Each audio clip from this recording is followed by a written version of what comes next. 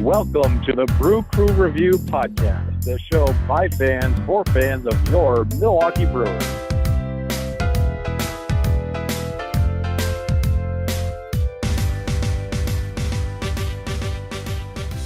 Hi, Brewer fans. Welcome to the Brew Crew Review Podcast number 44. Brewers wrapped up the series against the Cubs, going in this weekend, Miller Park against the Giants. If you're listening to this, we got Scott and Vince with us, per usual. We'll be thinking of Chad, but he's not here. Let's get right into it, guys. First of all, Christian Yelich. Let's talk about him. Unbelievable season. I think if he's not, as of this taping, he's leading the league, NL, in batting average. He's nearing 30 home runs, MVP-like season. What are your guys' thoughts overall on Christian Yelich and the season that he's having, I guess? Scott, you've got I know your intern Lisa has run off some of the stats. Do you want to get into some of the Yelich stats? I mean, it's just unbelievable what this guy's been able to do and how clutch he's been, too. That's the other thing. The guy is just incredibly clutch. Every time it seems like the Brewers need a big moment, he comes through. And I can't think of a better definition for a most valuable player than being valuable at being clutch situations. So, Scott, what are some of those stats that you had your intern bring up? So, I mean, obviously Yelich was an all-star, so he had a great year before the all-star break. But since then, he's actually only gotten better. He is right now, since the all-star break, he's hitting .360, which is best in the NL. That's ridiculous. And he's hit 16 homers since the break with 36 runs scored, 38 RBIs, and a slugging of .744. That is tops in the NL in every one of those categories. So that's absolutely ridiculous. I remember thinking this guy was going to be like, hey, he might develop into a 30-homer guy someday, and it might just be this year. It might just be this series against the Cubs, actually. I mean, he's right there and hit a grand slam today. Just incredible showing from this guy. And, it doesn't come with a sacrifice in defense at all. Not only is he an above-average defender, but the guy is able to play several different outfield positions and play them incredibly well. I literally can't think of a part of his game that isn't amazing. I mean, there's not one weak spot that this guy has. It's incredible. Oh, I was also going to mention that if Yelich would somehow be able to win the MVP, that somehow, incredibly, he would be the second Milwaukee Brewers baseball player that plays center field to have the nickname The Kid to win the MVP, the first being Robin Yount, of course. Yeah, and only three different guys have I guess the Brewers only won the MVP award 3 times ever in the history of the franchise, 2 of which were by the same guy. So, and the other, of course, being Ryan Braun in 2011. So it'd be a really great thing, I think, for the franchise to get another MVP. I don't think he's getting the amount of attention that he should be getting from the national media. We've seen a couple things. That's weird. This week by a Milwaukee Brewer not getting national attention. Yeah, exactly. And they're talking about a lot of other great players, but when you look at the numbers, I think Yelich stacks right up with any of these guys. And because he's so good in so many of the categories, I really think that he should be getting a lot more consideration than he is. Well, going into the year, everyone probably thought Bryce Harper in a walk year, contract year with the Nationals was going to be MVP, but obviously Christian Yelich is way better than he is. So, but I guess this is my question to Brewer fans. How many guys are going to miss Lewis Brinson and Monte Harrison? I mean, this is incredible. I mean, the trade that Stearns pulled out, I mean, obviously it was a timing thing. Christian Yelich is 28, right in the prime of his baseball career. And he was a borderline all-star as a Marlin. And the Marlins, I think the Brewers were just so fortunate to have the pieces that the Marlins wanted when they had decided to go on this fire sale and put Yelich on the block, because someone with his control of 5 years at his age entering his baseball prime, this does not come up via trade as a possibility at all. And for the Brewers to match up with the Marlins, I mean, can you imagine if we would have let them, a different team stepped up and offered their prospects that matched up with the Marlins, like, say, a division rival like the Cardinals? I mean, it would have been really disheartening, and we would have been stuck with Lewis Brinson in center this year or whatever. So, I mean, or in the outfield. But, I mean, Christian Yelich, I mean, when we acquired him, everyone thought that his numbers would go up, moving from Miami to a hitter's park like Miller Park. And I thought he had him to be a 300 hitter, and that the peak of his career, he hit 30 home runs, hit 300 or more. With the rest of the numbers and runs and RBIs over 100 go with him, and he steals some bases on top of it. But I mean, he's definitely putting up a career year this year. If he's hitting near 320, again, he's going to have over 300 or over 30 homers, like I thought he had in him, and chip in about 15, 20 steals on top of that. I mean, this is an MVP-like year that Milwaukee Brew fans have not seen in quite a while, probably since, Ryan Braun was the MVP, obviously. So what a great talent the Brewers were able to add to this team. Is definitely our best player. Yeah, no question about it. And, I don't know if this is necessarily his career year, though. I think that he's got the ability to have some sustained talent. His talent level is such that he can sustain this, hopefully, over the duration of at least his contract, if not longer. He's a guy that is young enough where he could still be improving. And I think the part of it is the park factor, like you pointed out, and going to Miller Park. But I think part of it, too, is just he's really coming into his own as a hitter and just incredible talent. And I think being on a winning team is also, does wonders for guys who obviously they're always going to be trying no matter what team they're on or what position that the team is in the standings. But I think that when you surround yourself with a hopefully playoff caliber team and a team that's playing meaningful baseball in September, it makes a big difference in the amount of competitiveness that's going to be shown on the field as well. And, as far as hitters usually have their career years when they're about 27, 28, and we just happened to acquire him when he was at that age. And, he could have, basically have a sustainable prime of several years, and the Brewers are going to be benefiting all those years with him under control. I mean, that's what I think that makes the trade so awesome, is the fact that he wasn't someone who we acquired, as a prospect when he's 22 and could become this, in the last couple of years of his contract. That's what, small market teams like the Brewers usually have to do, is try to, line up the stars and get that. Looking back, even when Prince Fielder, had some good years as a young player, but really hit his prime in his last couple of years with the Brewers, and then he was gone. The difference here with Yelich is we're acquiring him with team control, right through the meat of the best part of his career. I think that's what's really exciting. So I definitely think that he's not just in the conversation, but at this point, if he keeps up this torrid hitting through September, this is definitely a good year to be contending for the NL MVP, because I don't think there is another standout candidate for sure slam dunk. So he's definitely going to be in the conversation and getting some votes no matter what happens in this last month, I feel. Yeah, that's very true. And, I wish all the guys that we gave up for him well, but none of those guys have really performed well this year. And Lewis Brinson was having a terrible year before he started suffering through some injuries. And, you can talk about Isan Diaz having potential, but he still really hasn't shown much in Double-A. And I just think that Stearns made a steal of a trade for Yelich. And as we pointed out earlier in the season, I think essentially we got Yelich for one less year than we potentially could have had Brinson, and we have no idea if Brinson could ever turn into half the player that Yelich is. So, whether some of the other, guys in the trade do pan out, I guess, is to be determined. But as of right now, this trade certainly looks like a winner for the Milwaukee Brewers. Yeah, I mean, even if sorry, Scott, go ahead. I was just going to say that not only that, but I mean, you're looking at this, it's essentially like we get him for 5 years, and even the last year of his contract, he's going to be turning age 30, and we're only going to have to pay him $15 million a year, which $15 million is a lot right now. It's probably not going to be a lot 5 or 4 years from now. So I mean, it's just not only is it controllable talent, but it's affordable controllable talent for the output you're getting. Exactly. Yeah, and then, I mean, some Brewer fans, let's say both Monty Harris and Lewis Brinson, the possibility of either of those guys, let's say just both of them, just for giggles, turn out to be just as good as Christian Yelich. It's not going to happen, but if it did, the small percent chance it did, of course, you'd say, well, you might regret the trade.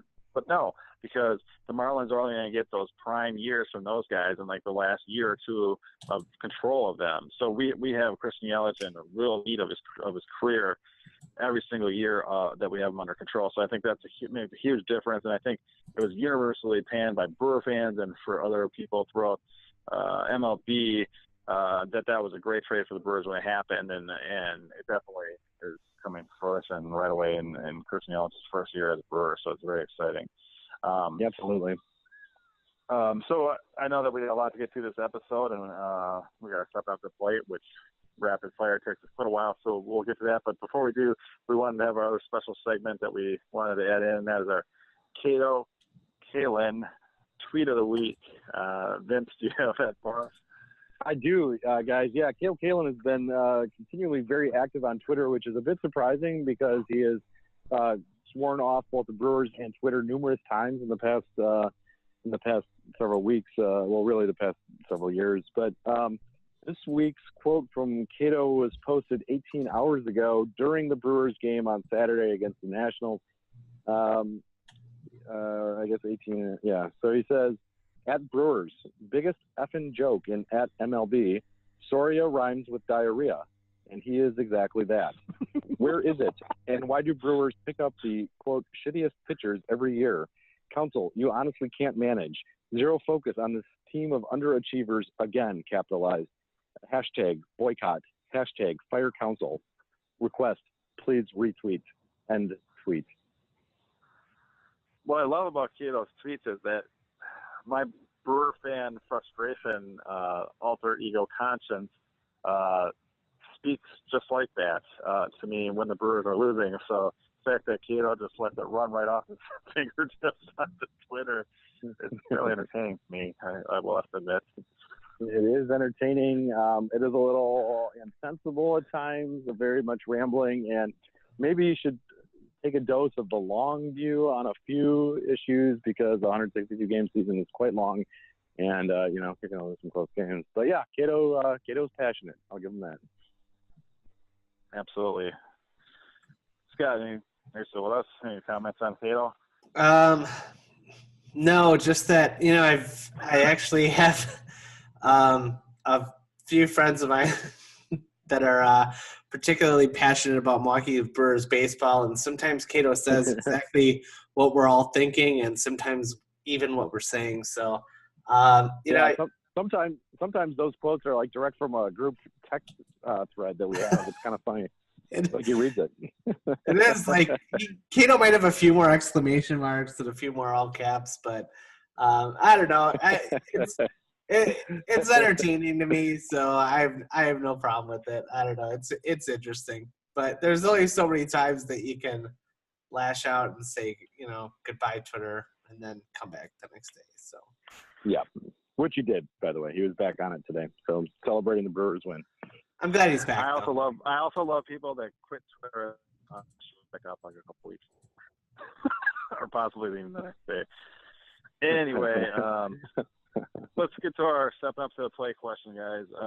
I've got Scott, I know this is supposed to be rapid, but take your time, please. We really want to hear all your answers. Vince and I both have other things to get to, but we like to hear what you have to say. So who wants to be our leadoff hitter today?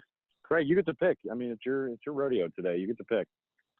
Scott, maybe you go first so Vince knows whether or not he's going to have to go quick or not. Vince and I will know, depending on how long your insightful answer is, we can kind of adjust our speed. So, Scott, you're a good leadoff hitter because of that. So let's go here. Scott, name your top 3 NL MVP candidates as of this taping. God damn it. I can't do that without any research. You prepared for this in the pre-production meeting. I don't know.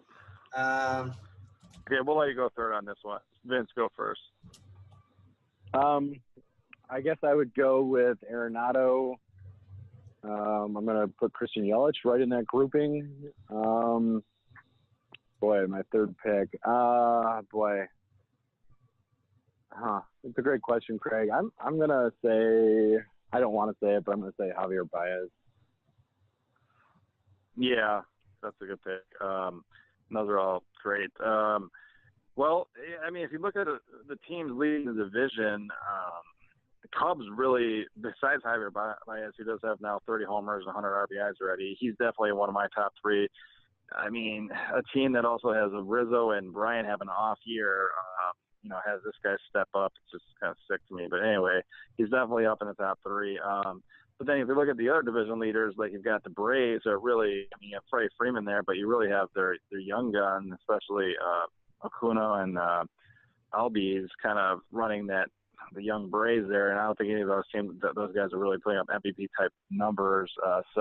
And then across the way, the Diamondbacks, I mean, Paul Goldschmidt is having kind of an off year himself, and David Peralta actually is kind of a sneaky pick. I'll put him in my top three. He's got near 30 home runs and hitting near 300 himself. So, and of course, my third pick will be Christian Yelich. The Brewers, I mean, just what he's done since the All-Star break, like Scott pointed out, is just definitely catapulted him in. I mean, to MVP-like season as we head down the stretch. Yeah, nothing against Goldschmidt because he's probably he's definitely one of my favorites anyway. But you have to do a little bit more, I think, when you play first base, just like a little bit more offensively, just because you're not going to contribute as much defensively. So with that being said, I would give my three, and it's funny because I had him in my head, and I was like, I better double check this. Somebody might have slumped for the last couple of weeks, and I might not. I might sound like an idiot, but it turns out they're all pretty solid. One guy that I absolutely hate, but I'd still give him. I would still look at him for MVP consideration is Matt Carpenter. He's really stepped up since the break. Yeah, I know it's horrible. And then Javi Baez, same thing. He's been pretty good all year, though. And then Yelich, who's also been great all year and also been better than both of them throughout the break. So Yelich still gets my vote. And if you notice, all of those are guys that play at least a middle infield or outfield position, so they also contribute defensively. Those are all great picks, guys. And Matt Carpenter is having a ridiculous year. I don't understand. Yeah, he is.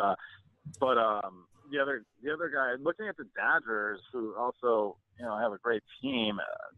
Obviously Cody Bellinger coming in the year is thought to be one of the best players, but he's really not having that great of a year. Looking at their players, and obviously they acquired some nice ones in Dozier and Machado play up the middle now. Justin Turner was hurt most of the year. I mean, really, they're kind of surprised. Best hitter has been Max Muncy. I think he has like 31 home runs and has played several different positions. So, I mean, he wasn't even a starter during the year, so it's kind of interesting. Anyway, we're going to move along here. Second inning. All right, which Brewer starting pitcher loses their starting spot? Or let's do this, starting spots, if both Gio Gonzalez and Zach Davies take a spot. Wow. Wow, Craig, you're really making us do our homework for this. And this is actually a particularly tough question because I want to preface it by saying that I don't think that they're both going to wind up in the rotation. But I think that Junior Guerra is one of the odd men out. So if you don't think they're both pick the rotation, just pick one and then let's move on then. But whatever. Yeah. Fine. Yeah, I'll echo Scott with this. I'm going to say Junior Guerra. It sounds like the Brewers are going to go with Gio in the pen, at least for the Cubs series. I'm guessing that he eventually slides into Junior's role and Junior goes to long man. I'll say that Gio Gonzalez will take Wade Miley's spot. What? Crossed. Moving on to the third inning. Not going to happen. Name the Brewer that gets the most saves in September. Wow. Jeffers require that much research. Scotty. Sorry, Yeah. Scotty, go ahead. No, I think it has to be Jeffers. He's the guy right now, and he hasn't done anything so far to make me think that he's going to lose that role. Yeah, Jeffers definitely. He's got closing experience, including on the Brewers, and has been lights out all year. And he was successful in high leverage situations as recently as Saturday against the Nationals. All right, I'll just say Hader. All right, fourth inning. Name, in your opinion, what's the most important Brewer series in September?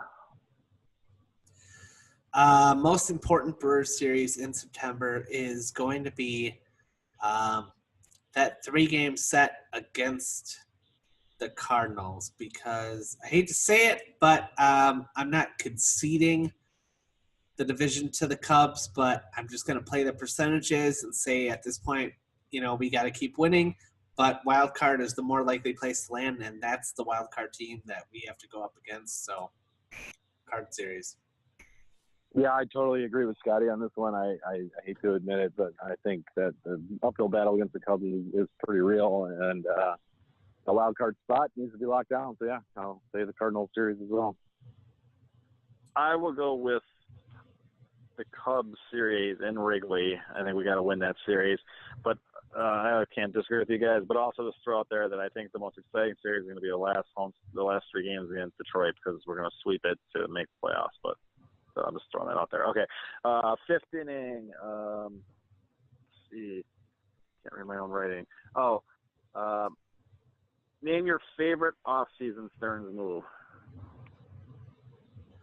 Too easy. It has to be acquiring Yelich, right? We just spent the whole episode talking about it. I mean, it was basically, not only is it a guy that you're going to get for 5 years, which is more than anybody else that we've gotten, but it was at this moment an absolute fleecing. So.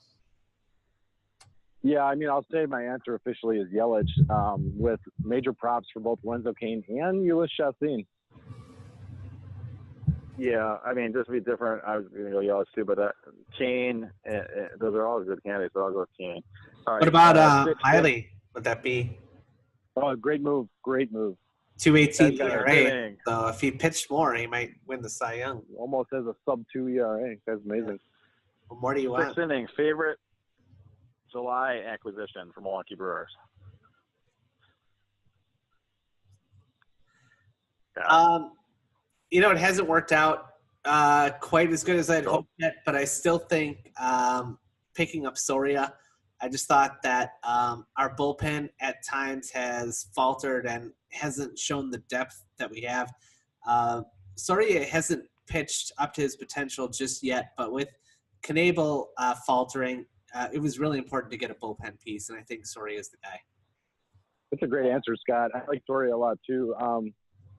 Tough that he had an injury, so I can't rank that as number one. I'll go with Moustakas. I think that he brings just that extra depth of power to the team, so I'll go with Moustakas. But, yeah, Soria's a close second. Yeah, I'll also go Soria. All right. Let's see what inning. 7th inning. You probably see what this guy's doing. What's your favorite August Stearns move? Well, I think it's got to be, believe it or not, Xavier Cedeno. I think having at the time another lefty in the pen, especially with Dan Jennings struggling even to get lefties out, I think it was very important to add some more bullpen depth. And again, even because we have so many of our starters that are only going 5-6 innings, so it's really important to have that depth. Good pick, Scotty. I'll just say Granderson to be different. I think he's not really at a position of need or anything for us. But that being said, I'll just give him a nod for simply the intangibles part of that piece that he brings to the table. Yeah, I'm going to go with Gio Gonzalez just because I think he's going to be a key factor in the playoffs run, hopefully. All right, 8th inning. Which NL playoff contending team helped themselves the most during the combined July and August trading deadline? Sorry, the Cubs. I mean, it's just that's fine, Scott. I don't even want to get into it. It makes me sure. Sick. All right. You know what? I'm going to go with the Brewers. I like the moves that we made, so whatever. I'm going to go with the Brewers. I think the Cubs obviously improved, and the Daniel Murphy pickup was pretty huge for them. But yeah, I'm going to go with the Brewers. I'll go with the Dodgers just because I think Manny Machado is probably the best player that moved, period, over that period of time, and they also got Brian Dozier and some other pieces that were key. So I'll go with them. Yeah, but it'll suck when they don't make the playoffs. I really hope they don't make the playoffs because I don't want to face that team. I think they're about. Yeah, I mean, together. I agree with you, Scott. That'd be great, especially because that means the Diamondbacks will make it for sure. I think. Oh, that's the Rockies. Right, 9th inning. I have no idea if we have enough phone battery time or Zoom time available to finish this out. But our last inning, tell us your most ridiculous Chad Collins moment.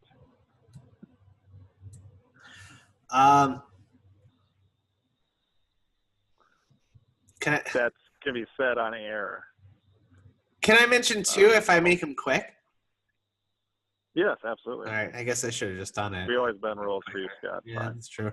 So my favorite, I think, actually was probably one of my favorites was when he took off his shoes and socks and started throwing them at people in the Brewers ticket office, and then airmailed one of his socks into Nancy's office.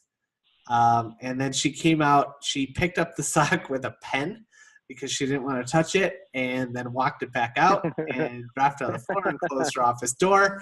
That was one of my absolute favorites. And I think one of the other favorites, just a really quick one, was he was gambling in Iowa, and we won he was at a bar and was playing one of those slot machines and won a little over $100, $150, something like that. But it was in credit that you had to use at the bar. So we were at that bar pretty much all weekend. They had Jaeger bombs that were $5, which, that sounds about right for a Jaeger bomb, except their Jaeger bomb was a chilled pint glass that was filled halfway to the top with Jaeger and halfway with Red Bull. So it was a rough weekend. Yeah, you stole my thunder with the shoe story. I guess I'll go with the time that he forgot his actual shoes at the bowling alley, and ended up just wearing the bowling shoes home. And not only did he wear them home, but he didn't quite get to the bowling alley for about a week to go recover his other shoes. So he wore the bowling shoes around, including to work and on the set for the Brew Crew Review. I really enjoyed those bowling shoes for whatever reason. So yeah, the Nancy story is my other favorite. I would say that, and then just generally speaking, his relationship with Lorraine, and his discussions about his girlfriend at the time, amorous with Lorraine, were also some of my favorite Chad moments. We're doing several. This is my top two. Is probably when he parked his car at the Miller Park car show, classic car show, Cavalier. But I won't get into more details there. But I guess I'm gonna have to go with my favorite one. Was actually when we were on a road trip to Nashville, me, Vince, and Chad. Our very first road trip to Nashville to check out the sounds, actually, I believe. And we had just gone rafting, which was amazing. And we were super hungry, so we went to a Pizza Hut.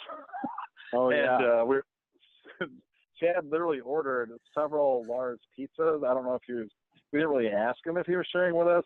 He's a pretty generous man, so I assume so. But he went to the table and literally had a couple of large pizzas sitting in front of him and just started hammering away at them. And we were waiting for our pizza. While this was happening, he had also played a bunch of country music or something in the jukebox. On the jukebox, sitting there he had his wet swim trunks still on in his Pizza Hut, hammering a couple of pizzas, listening to country music out of the jukebox. And there was a small child drinking beer out of a pitcher thing, by the way. Yeah. The small child that was sitting with his family, in the booth next to us, or across the way or something. And Vince overheard the small child ask his dad, he's like, Daddy, look at how much pizza that man is eating. and the dad was like, the dad said something like, I know, son, but I do like the music he plays in the jukebox. That was also after the rafting experience where Chad ended up on a riverbank in the middle. It was kind of like one of those islets in a river where he ended up on a bank that was full of copperhead snakes, and he didn't know, and he couldn't hear us tell him that. So Chad is sitting there waving at us as we're in his big trunks as we're rafting past on our inner tubes, and we shouted to him several times to be aware of the fact that there's copperheads, and he had popped his tube and he's just sitting there, and there's a bunch of copperheads that are right behind him on the riverbank that he had no idea, totally unaware that there was a whole nest of copperhead snakes directly behind him, and he was just sitting there. So that was all the same day. Yikes. Yep. All right. Well, that wraps up this podcast, guys. Good one again. Yeah. And just wanted to throw this out really quick, guys, or for all of our fans and listeners, please send us your email questions. We'll try to get to them in the next episode. Brew Crew Review Podcast with an S at gmail.com. Follow us on Twitter at Brew Crew Review 1. Again, that's Brew Crew Review and the number 1 on Twitter. Love interacting with you guys. We added another good handful of followers this week, so it's probably the best way to interact with us on a regular basis. We do tweet a lot, so it's great to interact with you guys. All right. Stay classy, everybody. And thank you, Tom Carter, thank you to our anonymous source, by the way. Tom Carter. Oh. Throw that out there. Did you mean to say his whole name, or was that an accident? Well, I wanted to thank Tom Carter for being our anonymous source. Stay classy, Vince. Okay, guys. No. He doesn't, Go Brewers. He doesn't want us to say his name, though. He wants to be anonymous. You win some, you lose some, guys. All right, go Brewers. Stay classy, Wisconsin.